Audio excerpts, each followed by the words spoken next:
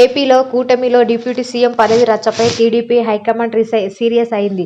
2 రోజులుగా సాగుతున్న ఈ వివాదానికి బ్రేక్ వేసింది.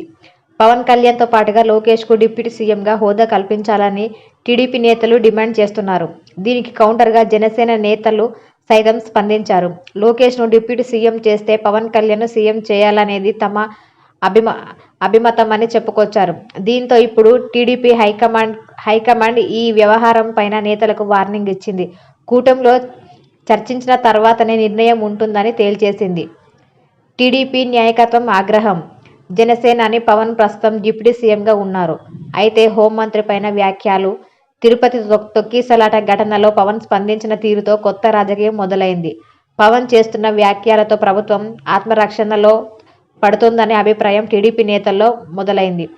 దీంతో నేరుగా పవన్ను టార్గెట్ చేయకుండా పవన్తో పాటుగా లోకేష్కు డిప్యూటీ సీఎం హోదా ఇవ్వాలనే డిమాండ్ వ్యూహాత్మకంగా తెర మీదకు తీసుకొచ్చారు. అయితే పవన్ హోదా తగ్గకుండా మరెవరికీ డిప్యూటీ సీఎం హోదా ఇవ్వకూడదని గతంలోనే నిర్ణయించారు. అయితే ఇప్పుడు చంద్రబాబు సమక్షంలోనే పార్టీ నేతలు లోకేష్ను డిప్యూటీ సీఎం చేయాలని తమ డిమాండ్ తెర మీదకు తీసుకొచ్చారు. Social media war. తిరుపతిలో తొక్కిసలాట ఘటనలో పవన్, టీటీడీ బోర్డు అధికారులు క్షమాపణ చెప్పాలని పవన్ డిమాండ్ చేశారు. దీనిపైన లోకేష్ స్పందించిన తీరు సైతం చర్చగా మారింది. పవన్ డిమాండ్తో టీడీపీకి సంబంధం లేదని లోకేష్ వ్యాఖ్యానించారు. ఇక తాజాగా చంద్రబాబు సమక్షంలోనే టీడీపీ పొలిట్ బ్యూరో సభ్యుడు శ్రీనివాస్ రెడ్డి డిమాండ్ చేశారు. దీనిపైన చంద్రబాబు స్పందించడం లేదు. డిప్యూటీ సీఎం పదవి పవన్తో పాటుగా లోకేష్కు ప్రతిపాదించడం పైన జన సైనికులు ఆగ్రహం వ్యక్తం చేస్తున్నారు.